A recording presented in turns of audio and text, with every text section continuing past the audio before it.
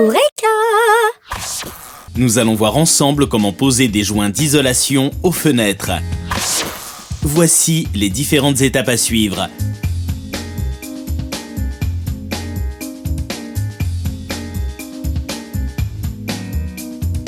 Et le matériel dont vous aurez besoin.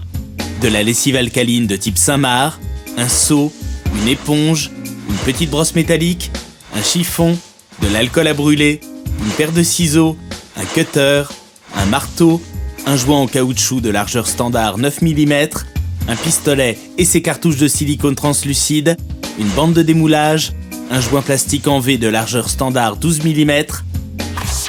Première étape, préparez votre fenêtre. Pour commencer, lessivez le cadre ouvrant et le cadre dormant de votre fenêtre ou de votre porte à l'aide d'une éponge imbibée de lessive alcaline. Si nécessaire, retirez à la brosse métallique la peinture qui s'écaille et la saleté. Profitez-en pour vérifier que les rainures d'évacuation dans le cadre dormant ne sont pas bouchées. Faites de même pour les bouches d'aération de la fenêtre. Dégraissez plus précisément avec un chiffon et de l'alcool à brûler le cadre qui reçoit le joint isolant. Laissez sécher avant la pose des joints. Deuxième étape, mesurez les feuillures de la fenêtre.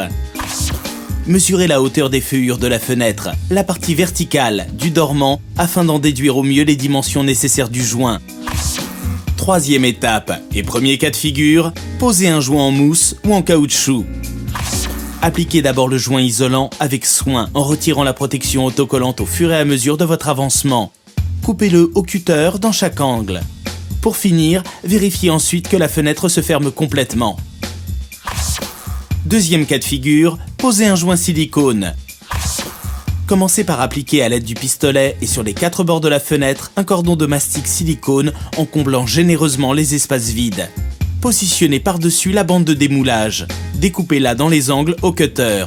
Puis, fermez la fenêtre. Retirez la bande de démoulage 24 heures après.